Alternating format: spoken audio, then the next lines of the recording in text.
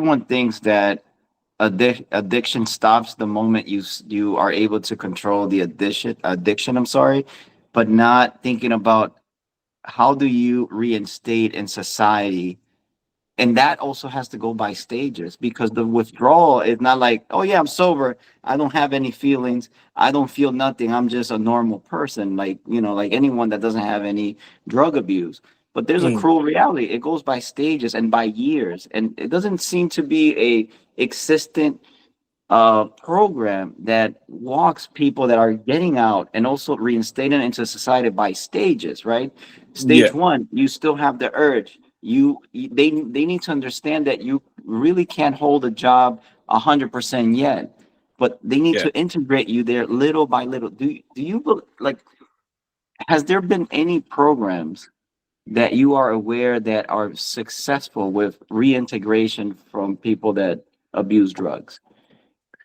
Yeah, so the rehab I went to, it was called Duralong in New South Wales. I went there 6 years ago, and I think when you got to like the final stage of the rehab, they'd integrate you slowly into society, into the workforce. And that's a very successful rehab. It's a big, very, very hard to get into and a long waiting list. But I know for a fact, and I'm sure there's a lot of other rehabs that do it that way too. But that rehab there, I know that program, very, very, they do integrate you into the workforce, and they give you tasks like sort of working around the rehab and stuff like that, daily, which I know that program does, and I know a lot of programs do. But I guess if you're trying to do it by yourself without rehab, it's hard. Yeah, because I think the hardest thing is once you start earning money again. As weird as it sounds, well, once you've got money, for some reason, for me personally, once you get money,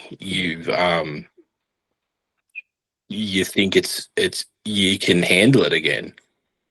That's like credit card users too. Like credit card Yeah, users that like abuse their cards a lot. Like once you pay it off, then it's like, oh crap, the money's back in there again. Like that's that happens a lot, right?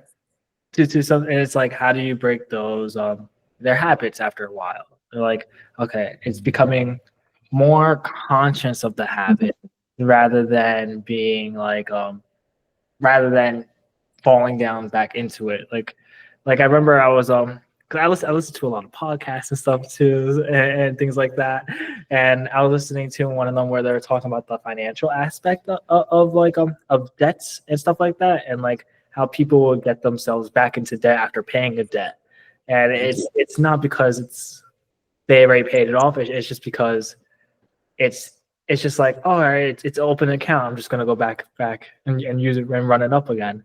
Um, yeah, so it's kind of like it's a archival or archetypal thing that's happening, and it's like, how do we break that archetypal the not the sin, because I don't know, I don't want to necessarily call it a sin, right? But it's like, how do you break that archetypal pattern that just happens in the human form? And I think maybe, and my thoughts, like just becoming more conscious of it. Like, okay, let's say I got $2,000 this month or something like that, right? Like, how do I disperse $2,000? I'm gonna put this aside for investments. Like maybe that could be like the new graph to look at, to be like, oh, it's another way to play. Like, if you do your safe ones, then do risky ones, because the risky one, it's like it's not as risky as the drugs, right?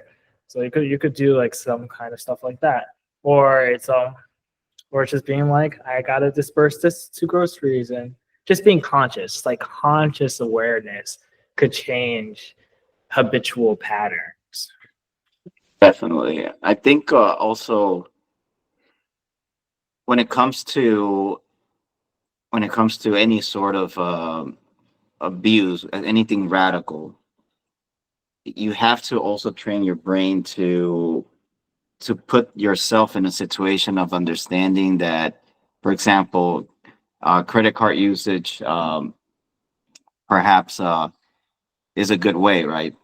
You can be conscious of your spending, but your actions, how do you control your brain from not being stimulated to make you feel good when you spend, right? So, so I like just for example, you have to retrain your thoughts. Like give you a good example. If I told you, any one of you guys, I want you guys to go into this water and it's infested with sharks. What's the first thing you guys think? Like, hell no. Exactly. So you can use radical thinking. This is where a good psychologist comes, right? And start making you evaluate. Yeah, you can be conscious, but what is the radical result if you go there? Like, you can take that imagination of, yeah, that's like a pool full of sharks. Am I gonna go there? yeah. Right. And so Um, you kind of know exactly, you understand the danger with it, and also being realistic. Can I overcome? Is it worth going there? One, can I? Would I be able to survive that encounter? And if the mm, answer is no, then more than likely your conscience alone is telling you.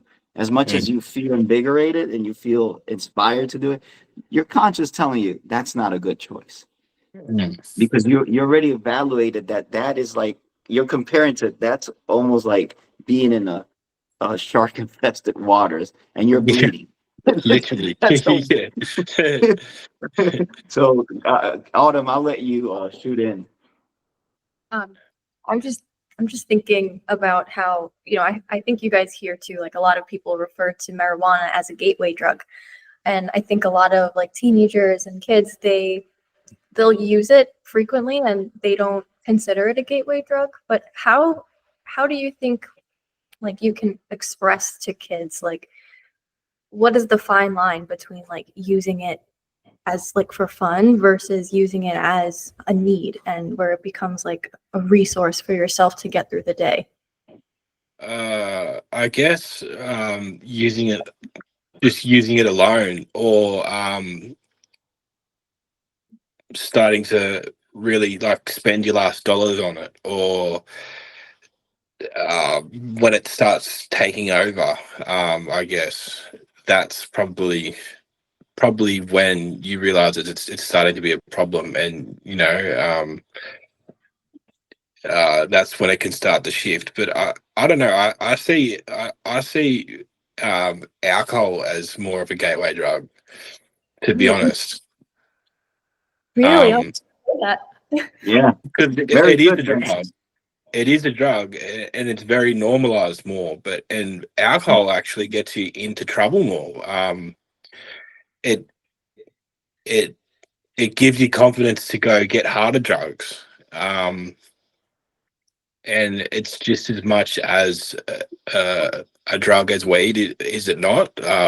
Like, let's be honest, like really.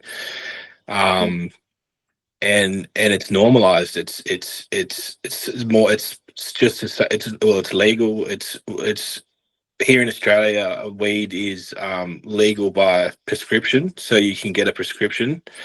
But other than that, it is illegal. But alcohol is the, in my opinion, is the gateway drug. Um, Yeah. It's like if you're at a bar and it's like you have a stoner and an alcoholic at a bar and there's a line on the table. Someone's like, yeah, the alcoholic would take the line versus the stoner is like, oh, I'm just gonna stick with my blunt. yeah, Like that. yeah, 100%. Benson, it's interesting what you're saying, like these gateways.